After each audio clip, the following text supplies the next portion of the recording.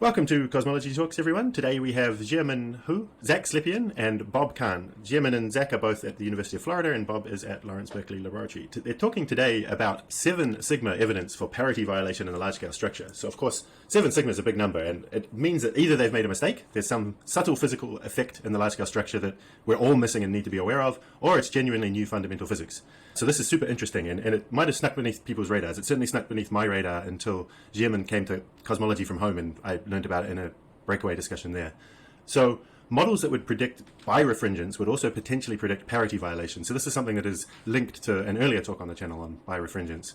There's lots of scope for anomalies in cosmology at the moment. So I think although we should pay attention to each one, we shouldn't be convinced by any individual anomaly. But what one wants is anomalies that link together and models that can predict the multiple phenomena.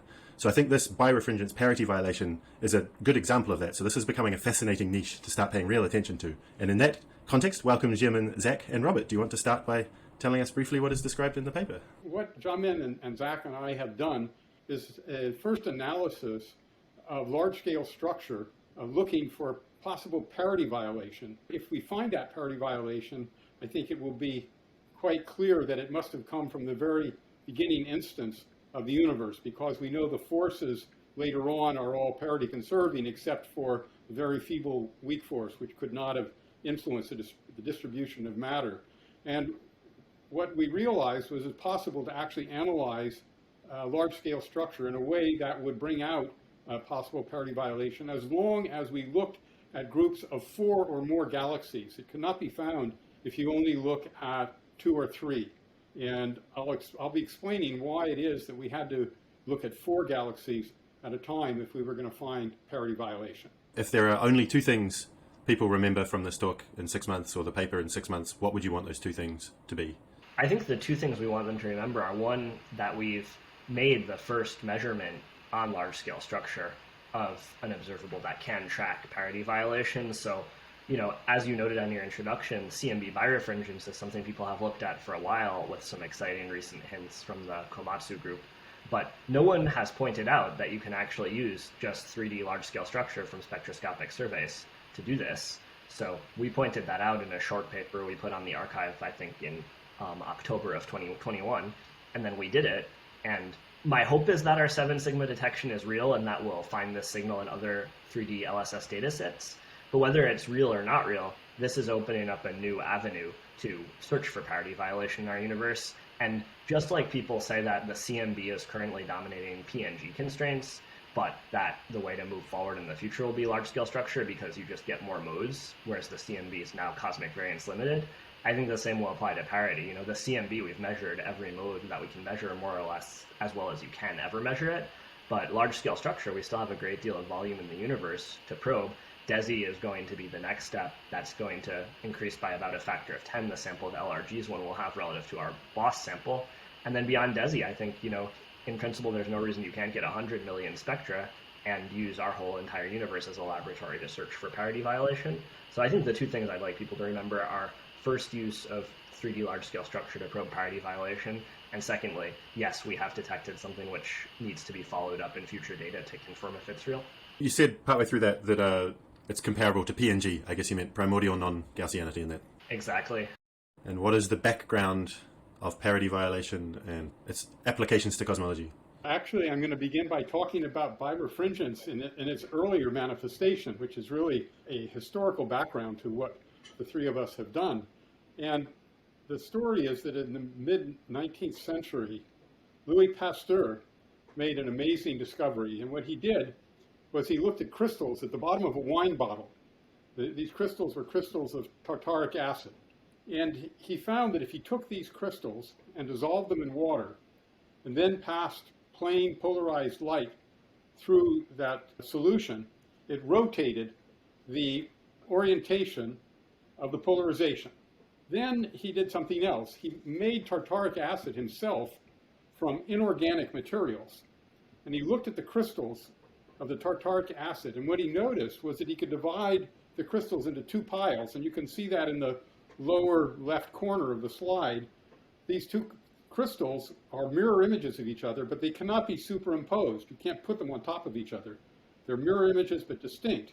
So then what Pasteur did, being a genius, was he separated the crystals into two piles, and then he separately dissolved the two piles in water, and he checked what they did to polarized light.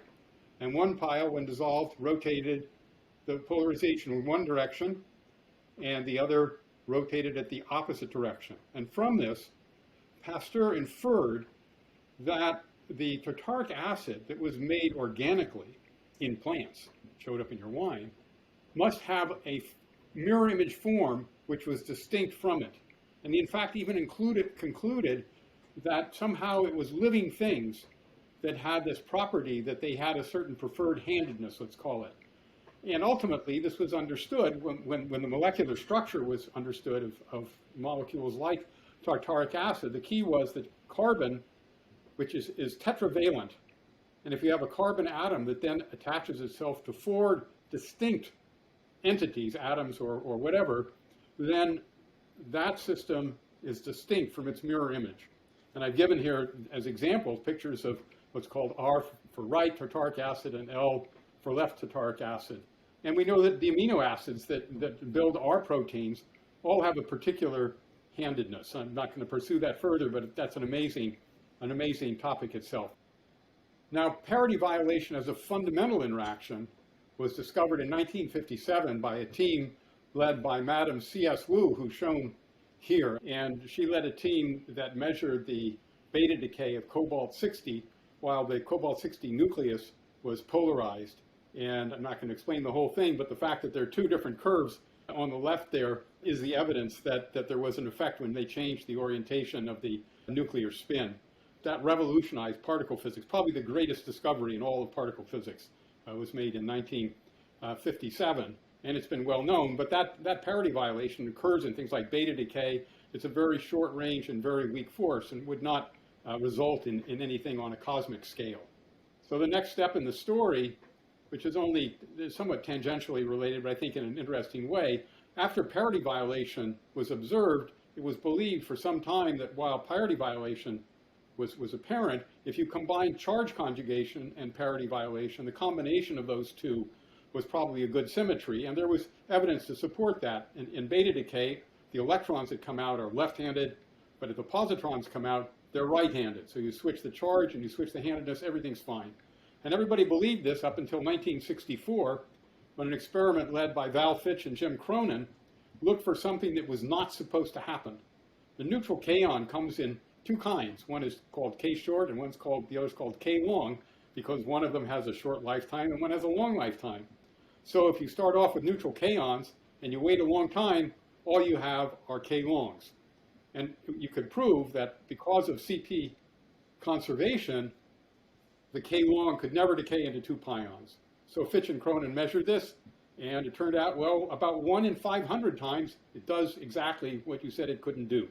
And that proved that CP was not a very good symmetry either, though the violation was small. And this was, I think, mostly regarded as a curiosity until an extremely important paper was written 3 years later. That paper was written by Andrei Sakharov. And Andrei Sakharov, who was already becoming very famous as the head of the Soviet program to develop thermonuclear weapons, was also an extraordinary high-energy theorist. And Andrei Sakharov is in the center of this picture. I'm at the far left. And I was very honored to have a chance to meet Sakharov a couple of times. And what Sakharov showed in 1967, and was not immediately recognized for its importance, Sakharov asked the question, how can it be that we have all these baryons around us and there are no antibaryons? How did this happen?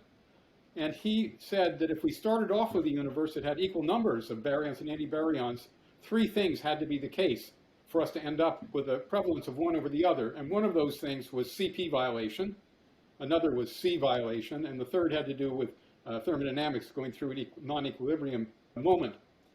Now, we already know that there is CP violation and there is C violation, so you might think, well, all this is done. But in fact, the CP violation we know about doesn't explain the phenomenon. Experiments were done to test CP violation. I actually was part of one of them. This is a picture of one of those experiments called Babar. And it was a great experiment, and it proved that our standard model of particle physics worked perfectly, which was unfortunate because the standard model, while it has CP violation, doesn't give the CP violation, we need to explain why we're here. So that remains as a puzzle. So what's the connection between that and what the three of us have done together? The connection is we know that there is some CP violation that has not yet been discovered. And perhaps it's something that only existed at the beginning of the universe. And perhaps if there was CP violation, there was also P violation. It's not required, but we know that C violation must be there and CP violation must be there. Maybe there's P violation. So that's an extra motivation for looking for parity violation in the early universe. And as I was arguing, if we found P violation in the present universe, there's a very strong argument that it must have been created at the outset, because all the forces that took over, a few minutes after the beginning of the universe, they were all parity conserving, except a weak interaction that we mentioned before, which is, as its name suggests, is weak. And so if we find parity violation cosmically, it would be a new force, or perhaps a new parity violating initial distribution in the universe. I'm not sure how to make a distinction between those two, but it would be telling us something about the earliest moments of creation. When you say from the epoch of inflation, you're just using that as shorthand for during inflation or very soon after, right? Yes, we'd be talking about a force that we don't see today. Okay, now, one thing that you might wonder is it even consistent to talk about cosmic parity violation, given that we make lots of assumptions when we do cosmology? We usually assume, for example, that the universe is homogeneous and isotropic. Is it possible that you can have those and still have parity violation? And here's my demonstration. On the right is a bottle of little ordinary screws. They're right-handed screws. And I would argue that if you have a really big bottle of them, it's pretty much isotropic and homogeneous, at least out to the boundaries of your jar. And on the left is a picture of left-handed screws. Well, of course, it isn't actually a picture of left-handed screws. It's the mirror image of the picture of the right. So they would be left-handed screws, but I couldn't find a bottle of left-handed screws. But the point is that this is an independent question, and in our analyses, we assume homogeneity and isotropy. So here's a very explicit example showing what we're looking for. So you imagine that on the right, I have 4 galaxies that form a tetrahedron, and on the left, I have the mirror image of those 4. And the point is that these cannot be superimposed, and you could assign a handedness to each by starting at that red vertex and looking at the orientation of the triangle, or the 3 legs coming out of it, and order those legs by their length. So for example, you could say the shortest one is R1, the next is R2, the third is R3, and then you could ask, when I go R1, R2, R3, am I going clockwise or counterclockwise? And that's a way of defining, if you want, right-handed and left-handed for these tetrahedra. Now, how do you actually do this in practice? Well, what we want to do is analyze these distributions, and those tetrahedra can be defined, first of all, by the 3 legs, but then we also need to define the angles in some way. And one way to do it is just to give the angles in spherical coordinates in some system. Now, as I said, we're assuming isotropy. So what we want to do is look at the distribution of sets of 4 galaxies, but do it in an isotropic way. So the way we do this is we imagine sitting on one vertex of the tetrahedron and then analyzing the distribution of the other 3 vertices. And a good way to represent the orientation in terms of those spherical coordinates, of course, is using spherical harmonics. So we express the distribution as products of spherical harmonics, and you can maybe see in the second line there those well-known YLMs, the spherical harmonics. But we have to combine these spherical harmonics so that altogether they're isotropic. That is, if you rotate all 3 of them together, the thing is invariant. And you can do that, especially if you remember your quantum mechanics, using some Clebsch-Gordan coefficients. And we've written that out here actually using another version of Clebsch-Gordan coefficients. But the point is, you can put together products of spherical harmonics that are isotropic, but form a basis for describing these distributions. Now, in order to do that, you have to use lots of different spherical harmonics. You have to use lots of different L's, which you can think of as the orbital angular momentum. And the key point is we have 3 spherical harmonics because we've got 3 legs to our tetrahedron, and the L's have to combine somehow to make 0. In other words, the L's have to obey some triangular inequality. And now when you combine those How do you know whether you've got a parity even or parity odd combination? It's very simple. You add up the L's. If the sum of the L's is odd, it's parity odd. If the sum of the L's is even, it's parity even. So our question is, when we look at the distribution of the galaxies in this fashion, are there any components that correspond to the parity odd piece? And we can look for that with various combinations of these L's, but also there are the three legs coming out from that vertex. So we have three radial distances to play with. And so we bin those radial distances, and that gives us many, many things that we can measure. Perhaps too many. You'll see it's a lot.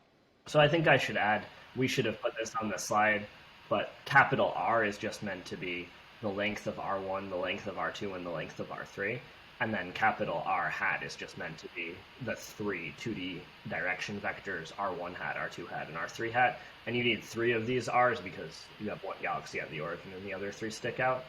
So what is the definition of Z, lambda, of R here? Because you've defined P, but not... We're projecting the full distribution of the 4-point function on this basis of functions, which are called P sub lambda. So Z is the coefficient, and the name of the game is, are the Z's that correspond to odd pieces, are they non-zero? We had also measured in a previous paper the Z's when it's parity even, but now we want to look at parity odd. So Zach and I had to learn a lot about these spherical harmonics, not for the part that I showed you, but for something much more complicated, which we'll talk about later, which has to do with the covariance matrix. And we had to deal with basically with products of 8 spherical harmonics. And that got pretty complicated. And we discovered this marvelous book, which I've shown a picture of, that was written originally in Russian with the introduction in, was it Lithuanian or Latvian? I've forgotten. But at any rate, it's a marvelous book, which has these wonderful diagrams. And we consider this a great discovery. So we wanted to advertise this wonderful, an incredibly obscure book. Bob is the one who found this book. This was at Berkeley Lab about 5 years ago. And we were talking about this whole set of problems, and Bob said, let me go to the library and see if there's anything in it on this. And I like books a lot, but I didn't even know Berkeley Lab had a library. And, you know, I think Bob's seniority really added an additional road that he would use on this project. So he found this book. This is not Berkeley Lab's library copy. This is Bob's personal copy. And we believe it's signed by one of the authors. I think this signature is probably Yutz's, but we were having some discussion about whose signature it might be. And this was actually, I think, a Soviet Union book translated by the Israelis in the 60s for some kind of scientific exchange program. Right around when the particle physics P and CP violations were being discovered, someone was writing the textbook that would result in the cosmological P violation discovery. Why is this happening in 2000 and what year are we in now? 2022. And not earlier. I guess the data has to arrive, but it sounds like you've also made some pretty substantial theoretical developments over the last couple of years. Do you want to maybe tell us about that? It wasn't actually a question of data. Data sufficient to do this has probably existed in principle since the first redshift surveys in the 80s, where you had thousands of objects, although I doubt one would have found anything. But definitely one could have done this in the early 2000s when you had tens of thousands of galaxies from early SDSS. I think the reason this really wasn't done was people didn't have an algorithm capable of computing a 4-point or higher correlation function. So this goes back actually to about 2013 when I started my PhD with Dan Eisenstein, and he was interested in the BAO method, baryon acoustic oscillation method, as a way to probe dark energy making the universe extend. I think many people in cosmology will know that. I should mention, by the way, that Sakharov wrote the first paper predicting BAO. People usually don't cite it, but in 1969, Sakharov wrote a paper about BAO, basically. So he was someone who has many roles in this story. But anyway, Daniel and I were interested in what can be systematics of the BAO, what's going to make that standard ruler warped. And people at Berkeley actually had written a paper saying that a baryon dark matter relative velocity in the early universe, this is also some nice work by Neil Dalal and Wei-Li Penn, that relative velocity could actually screw up the BAO. And then a team at Berkeley had pointed out that if you measured the 3-point statistics, you could correct that warping. So Daniel said to me, look, can you look into this question of 3-point statistics to protect the BAO standard ruler more? And so I did, and I'm really not that great with computer programming. He had asked me to do some very high-dimensional integrals numerically, and I wrote a code to do it, but it just had too many variables, and I thought that code is probably wrong. So I tried to figure out how to integrate them analytically. And in doing that, I stumbled across this set of identities on spherical harmonics that show you how to factor Legendre polynomials into pairs of spherical harmonics. And so Daniel and I just looked at that and we thought, wow, this would be a really great way to measure 3-point statistics. So we wrote an algorithm based on that, and that was published as part of my PhD, and then we used that to measure the BOSS dataset and detect BAO in the 3-point function. But, this idea of spherical harmonics really was enticing, and I remember when I went to Berkeley to give a job talk in early 2000 and I think late 2015, I got to meet with Cheng-Pei Ma. Now, everyone in cosmology will know the Ma and Bertschinger 1995 paper on, synchronous gauge and Newtonian gauge and all of this cosmological perturbation theory stuff. Cheng-Pei has moved on to working on black holes, but I wanted to meet with her basically to get her to sign my copy of this paper. And as soon as I sat down with Cheng-Pei, she understood the whole spherical harmonic thing, and she said, have you thought about measuring endpoint functions in this way? And I said, no, I hadn't. That's a good idea. And then I went back and talked to Daniel, and we started trying to write a paper on it. And so when I finished my PhD, I thought, okay, this, endpoint algorithm paper will be maybe a month of extra work when I start my postdoc. And I think, as we all know, those estimates are usually a factor of 10 or more wrong. So in the end, I brought this question of endpoint functions to Berkeley, and I met Bob because he was listening to classical music in his office, and I poked my head in and said, that's nice music, do you want to talk about endpoint statistics? And we spent, quite a bit of time developing this idea of using harmonic-based separable basis functions for this work. And then it really took, up until, I think, 2021 and the pandemic striking for me to have a lot of kind of extra time to really push this forward. And I recruited Oliver Philcox to write a code to extend the 3-point algorithm that Eisenstein and I had coded up to do 4-point, 5-point, and 6-point in the basis that Bob and I had developed. And, once we had that code, Jiamin was also part of my group at that point, so we were able to start thinking about doing data projects because, Jiamin was involved in EBOS data analysis before coming to UF and really was the expert on the data side. So with this code that Oliver had produced called Encore, we had a CPU-based code to do this, but it's still, a computationally hard problem. And with some GPUs coming into play, I had felt, okay, why don't we put this on the GPU? So we basically got a UF astronomy engineer named Craig Warner to put this all on the GPU and realize some pretty significant speed gains. So this plot is showing you the speed up as a factor over the CPU. And you can see that it goes up to factors of 10, but then actually also 100. So the mustard colored curve is 100. And this is basically showing you that going to a GPU, the A100 NVIDIA chip on UF supercomputer, which is called Hypergator, going to that chip gives you a factor of 140 or so, I think, in our final implementation, speed up over what you get on a CPU. So it shows a little less than 100 here, but I think realistically on our sample we were seeing 140x. And all that means you can actually do this analysis in 1 minute on one chip on the 1.5 million galaxies or so that, comprise the two samples we use here. But it says here on the slide in prep, is this then the speed up hasn't been published yet? Yeah, that's right. So Encore, which is the CPU algorithm, has been published, and that's the lower group of authors. And then we're calling the GPU-based version Cadenza, and that's still something we need to get the paper out on. So the existing data analysis was done using Encore? No, it was done using Cadenza. Should we get into the actual data analysis now and what the results were? We looked at two samples from the BOSS-DR12, and one of them is called low C, which is at a low redshift, and the other one is CMAS at a higher redshift. And in this plot here, you can see it is showing the number density as a function of the redshift. So for the low C sample, it sits from the redshift of 0.2 to 0.4, and it consists of about 220,000 galaxies. And for the CMAS, it spans the redshift range of 0.43 to 0.7, and it also consists about 800,000 galaxies. And it was quite interesting also intriguing that later on we found detection significance in both of these two samples, and also they are statistically independent of each other. When it comes to the real work, we have two challenges. One of the main reasons is because here we opt for a model-independent search, and we're also trying to imply a null hypothesis, which means that we don't really have a simulation, that we have a model that we put in, that we could do the comparison. Therefore, we have to be extremely careful about the estimation of the statistical fluctuation, as well as it requires us to understand systematics.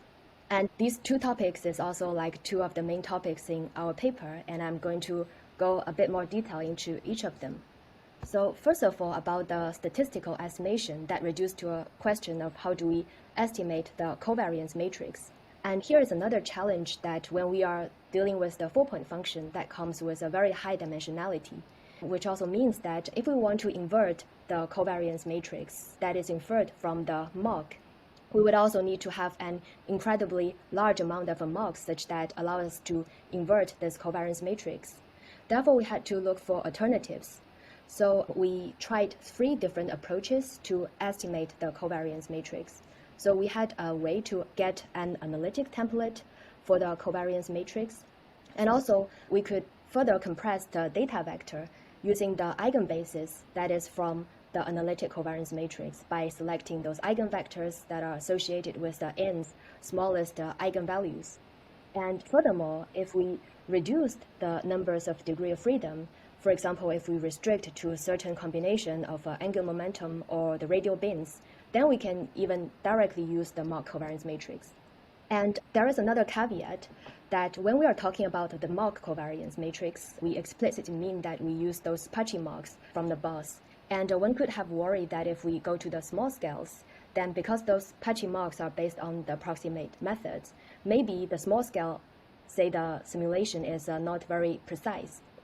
And also, once we go to the larger scales, there may be some residual systematics that is not fully incorporated into these mocks. When you say restrict angular momentum, you mean that in a kind of abstract sense, right? Like restrict to smaller values of L. There's no actual angular momentum involved in this calculation whatsoever, right? For example, we could pick a larger number of L or a smaller number of Ls. Or for example, we could just apply some cut in the radial bins. The reason to use the smallest eigenvalues, when you diagonalize a covariance matrix, the eigenvalues are basically the error bars in that diagonal basis. So since we don't have a model, the best we can do is say, let's use the modes that we measure the best, i.e. with the smallest error bars or eigenvalues. So it's basically, we can't optimize on signal to noise ratio because we don't want to put in any guess about the signal. So what we're just saying is, let's take the X 100 modes with the lowest noise. That's the best we can do. Sean, just to make it clear, you saw that we had 120 bins of radial choices. Our nominal choice for L's gives us 23 that are parity violating. So the nominal number of amplitudes we're looking at is 23 times 120. So that's a pretty big number. Actually, we also had different ways of binning the data, such that the result could be ranging from a few thousand to a few 10,000. So that is really a huge data vector. And maybe in the end, we could come back to this point again and our future aspect of what to do with that. So here we started with a test of the detection significance robustness. So first of all, one test we did is that we tried to reduce the number of radial bins by cutting out both of the small and also for the large scales for the reason I just described, or the worries that I just described. And another advantage of doing this cutting is that then we can use the mock-based covariance matrix directly. And in this plot here, I would like to draw your attention first to the black histogram, which shows the empirical distribution that is inferred from the patchy mocks. And the black solid line here, it shows the theory prediction of the chi-square distribution, or precisely this is the t-square distribution for a given number of degree of freedom. And the orange vertical line here is the measurement that is from the data, and the separation between the distribution and also the vertical line give us the detection significance. So in this case, we are seeing a 5.5 sigma detection, even if we cut out the radial bins and also using the mock covariance matrix. So that is really good because that gives us the confidence to move forward. But then the next question is, if we want to include all the data vector, then we cannot use the mock covariance matrix anymore, and we have to look either for the pure analytic covariance matrix, or we can use this data compression method. But it also requires us to input a analytic covariance matrix.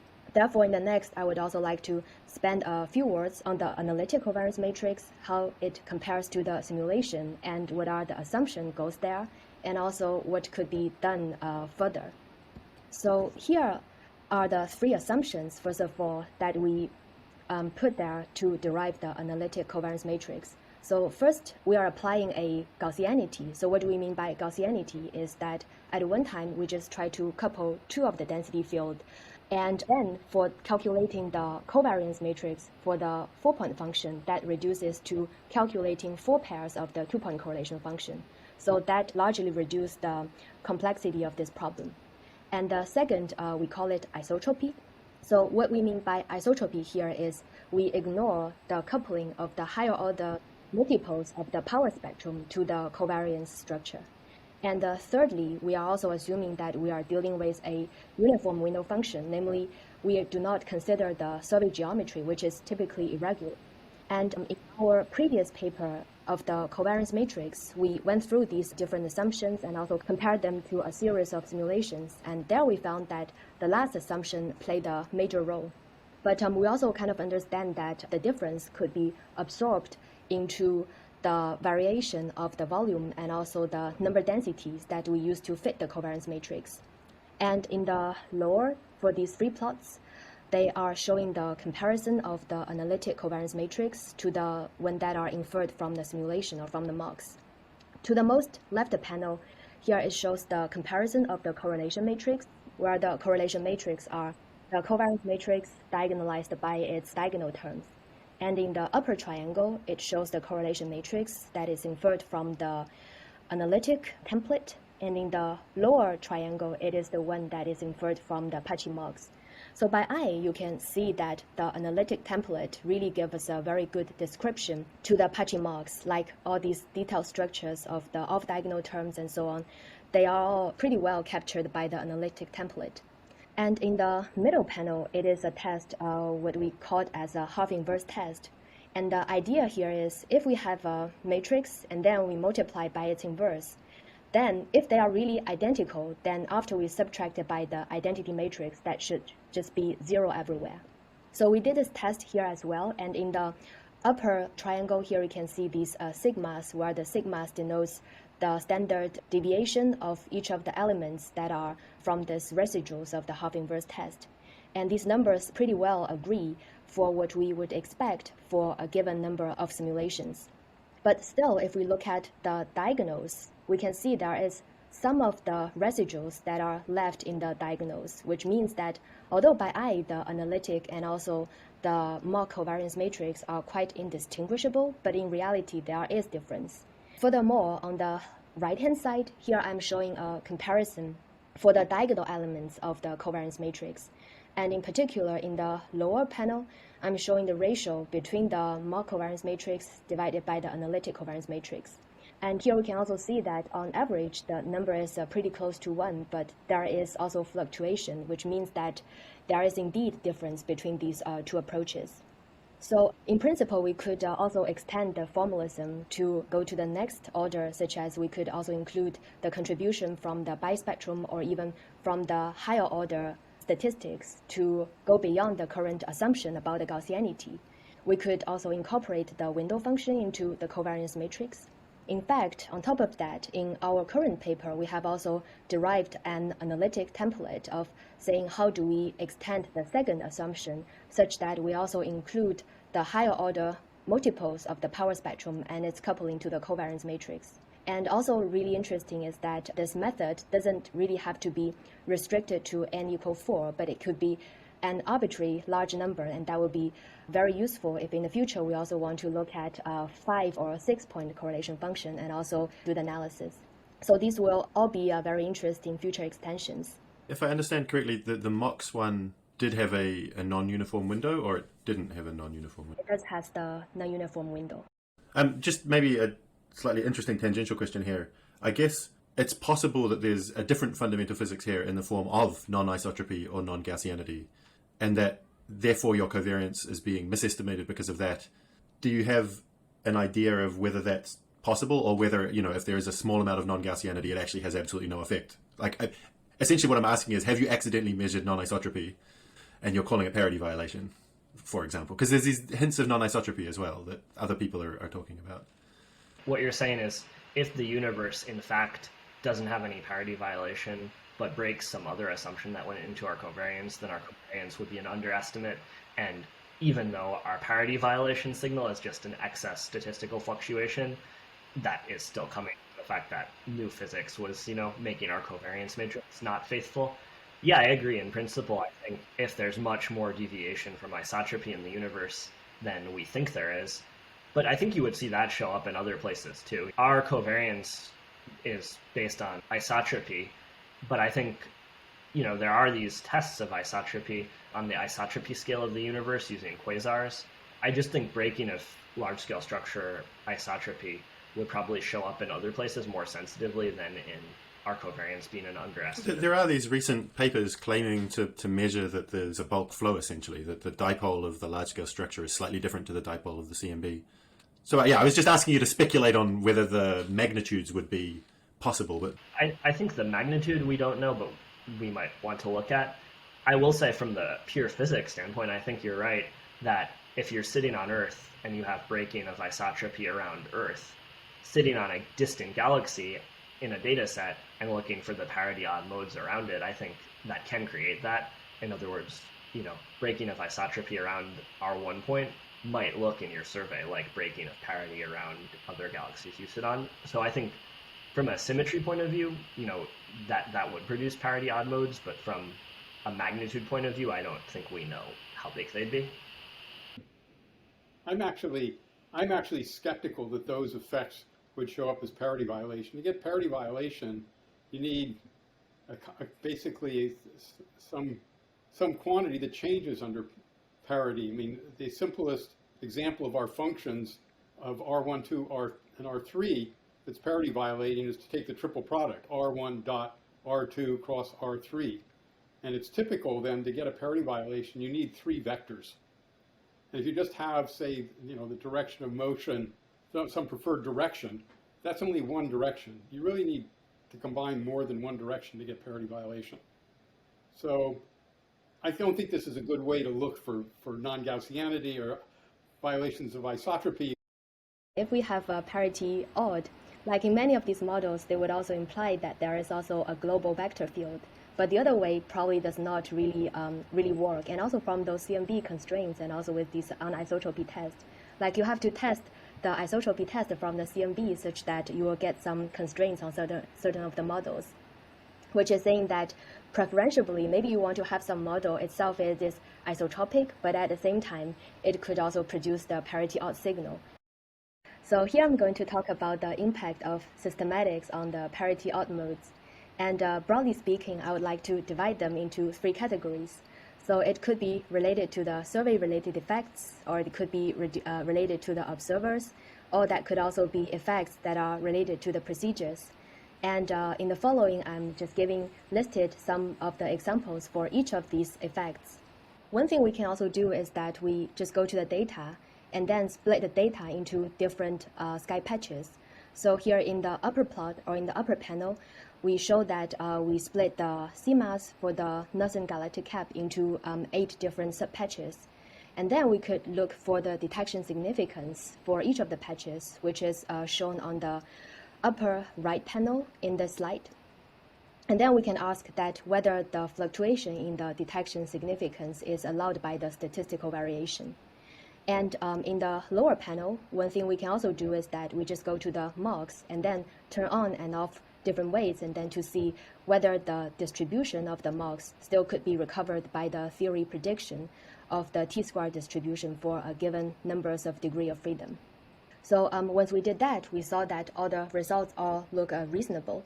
If I'm interpreting the top right one correctly, most of those lines don't look like they're that far into the tail of the t-squared distribution, but doesn't that mean that they're not giving a parity violating signal? Am I understanding that correctly? Here we are doing it in this reduced dimensionality, or the cheaper version of the analysis, where we only used 100 eigenvalues. So in our, say, final result, we used much higher degrees of freedom. So in a sense that you could also think that if we add more data vectors, then we also add more information, and then we would also have more detection significance. But here we are just try to cut the data vector and then only use up to 100 eigenvalues.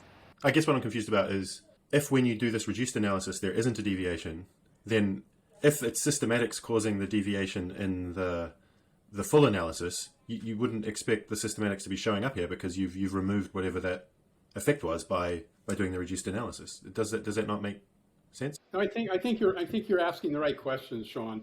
I think that the picture that I think is consistent is that the parity violating signal is not very large in any single channel. Even when we pick what we think are the best channels, it's a small effect, and you can only see it statistically when you add up a lot of channels. I actually agree with your question. You're basically saying, look, you accept that we did a cheaper kind of reduced analysis for speed reasons to be able to perform this test, but if in that cheaper reduced analysis we don't see any signal, then maybe such a test wouldn't actually reveal whether that signal is coming from just one region of the sky. But I do want to add here that here we used 100 eigenvalues, but I think I also looked at 200 or 500 eigenvalues. So first of all, you will see that the detection significance increases as you adding more numbers of eigenvalues. And once we go to like 500 eigenvalues, then you will see there is a much higher detection significance, but still we have agreement for different patches of sky, like for these different color lines with respect to the black line. I see. That would be persuasive to me.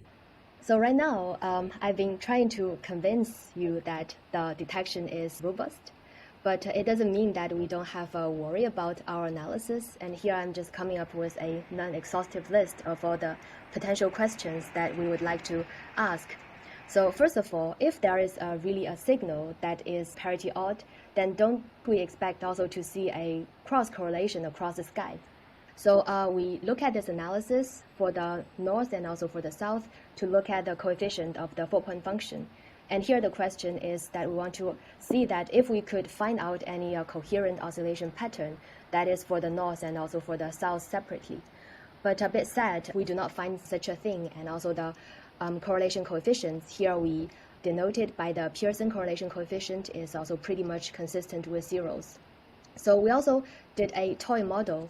And from the toy model, what we learned is that it is possible to have such statistically significant detection, but also at the same time with low correlation. But that will also likely mean that we are at a pretty low signal-to-noise ratio, and probably that is not more than 20%. The second thing is that I've also been trying to convince you that the systematics itself is hard to couple to the parity odd signal.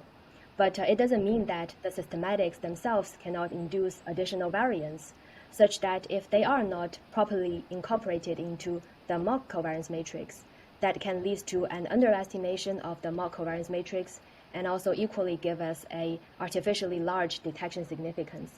So in order to address that question, we did a so-called self-calibration test with the parity even mode. And the idea here is that if there is some systematics that enters the data, it is likely that it enters the parity even and also the odd mode in an equal fraction. So if we look at the detection for the parity even mode and then rescale the detection significance for the parity odd mode, we could then correct for the signal. So after we did this rescaling, when we look at the parity odd detection, we still found there is like a 4 sigma-ish detection significance, which is good. And then another question is that in back a few slides, I was saying that we look at 2 samples. One is the low C and the other one is for the C mass. Then if we look at 2 samples, do we have consistency there? So when we look at the low C, indeed, we also had a detection significance, which is about 3 sigma. But that number is much smaller compared to the C mass. So then we have been wondering what could be the reason to account for that.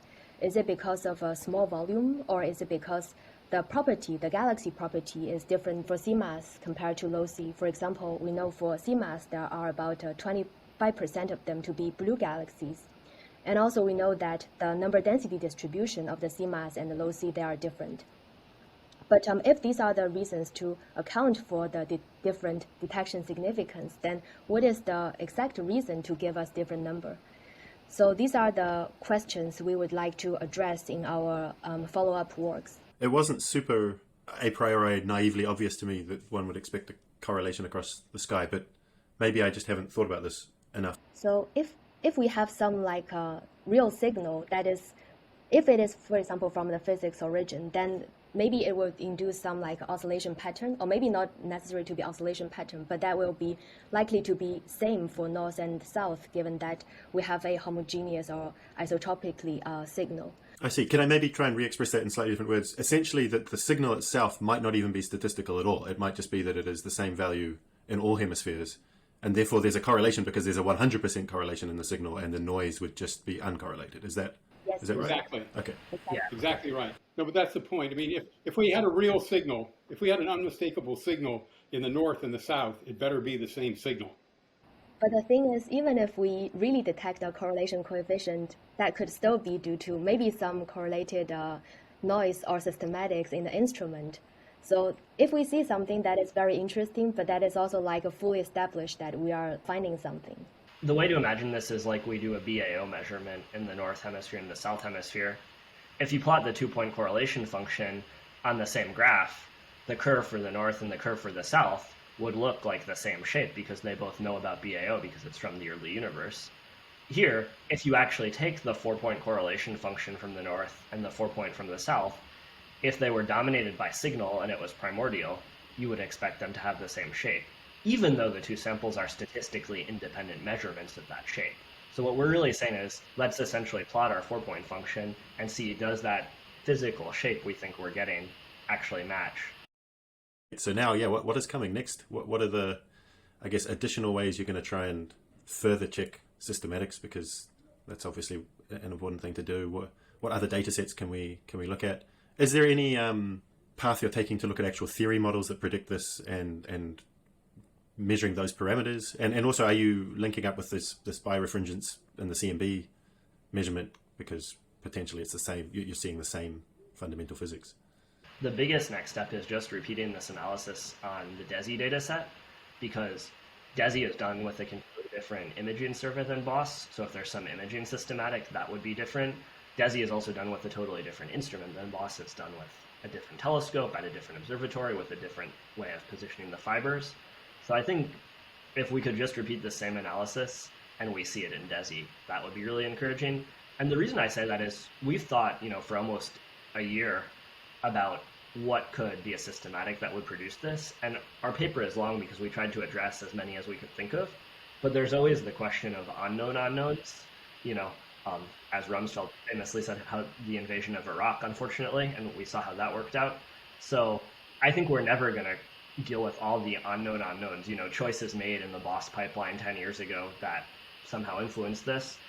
There was the famous example with Galaxy Zoo where they were finding more spirals of one-handedness than the other, and that turned out to be because human eyes were identifying more frequently right-handed spirals, and then the human work was what went into training the algorithm, working on Galaxy Zoo. So that's an example of the type of unknown that scares me. And I think with DESI, as I said, it's just different in every way except that it's a spectroscopic survey and uses LRGs. So if we really see this in DESI, that's kind of protected us from a lot of unknown unknowns without our having to sit down and try to, map out what are the 100 systematics we need to exhaustively check. As you mentioned, theory is an interesting side of this too. Certainly we do want to look at different models of inflationary physics that could produce this type of signature. We referenced a couple of those in our short paper from October of last year, just as examples of what can produce this, but I think fully calculating those predictions and constraining them would be worthwhile. I think there are many models that could produce this, so, how do you choose which one is your favorite and constrain it? But I think we'll start with one and, see what can be done. We have indeed, chatted with the birefringence folks, and I think that would be very interesting to see if there's some common physics mechanism that can explain what we're seeing and what they're seeing. So I think that's early days yet, but definitely worth pursuing. And then I think we have on the slide residual systematics. We'll keep thinking of other tests to do on the BOSS data, new tests to do on the DESI data, and try to just make sure we've closed all the doors on non-physical origins for this. You got something like the Hubble tension, which is reaching similar levels of sigma, but has no compelling theoretical model that could possibly generate it anymore because it's affecting stuff that is so well measured everywhere else. And then something like this, which feels almost like it comes out of nowhere, but at the same time, it's got two very strong things going for it. One is that there are compelling theoretical models that can produce something like this that don't break everything else. And two, there is this completely independent CMB birefringence thing as well. Like, I mean, you guys are the ones coming second. So in some sense, you're the like compelling second measurement that allows one to take this much more seriously, because there's always like when you view these anomalies from the community as a whole, there's always the kind of look elsewhere effect that if 100 groups do a measurement of something and only one of them makes a mistake, that one group will then have their 5 sigma measurement, and it might be a subtle mistake that's very hard to find. So from their individual perspective, okay, they've checked everything, but from the community perspective, eventually someone's going to make a small subtle mistake and detect something with 5 sigma significance. But the fact that there's now 2, right, it removes that look elsewhere effect, because you guys have to be making a mistake, and the CMB analysis people, although their significance is much lower, but they also have to be making a mistake, which is much less likely that two groups are making the same kind of type of physics conclusion, but making completely independent mistakes. So that's makes this very tantalizing. I think for me, the concern here is not a mistake in that sense. I think what's really unusual about this analysis is that we find an effect by looking at a fantastic number of channels. And I think that's intrinsically hard. We're saying, yes, there's a small signal, but if you look at enough channels, it adds up. That means that you have to understand the fluctuations in those channels awfully well.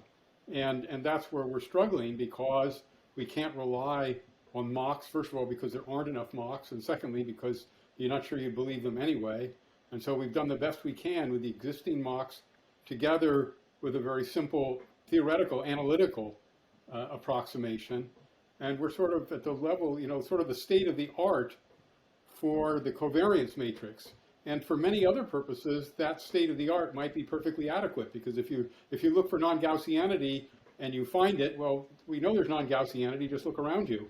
And if your signal is 6 sigma or 4 sigma, nobody's going to care. And that difference could be due to not getting the covariance matrix right. But in our case, the covariance matrix is everything. And there's no way to prove a priori that our covariance matrix is correct. So I think that's, for me, that's the heart of the problem. I mean, if I were absolutely certain that we have the covariance matrix right, I'd say, yes, this is the Nobel Prize. But how do you prove that the covariance matrix is right? So on the one hand, we'll keep on putting more realistic effects into the simulation or the mocks, and then to incorporate as much as we know.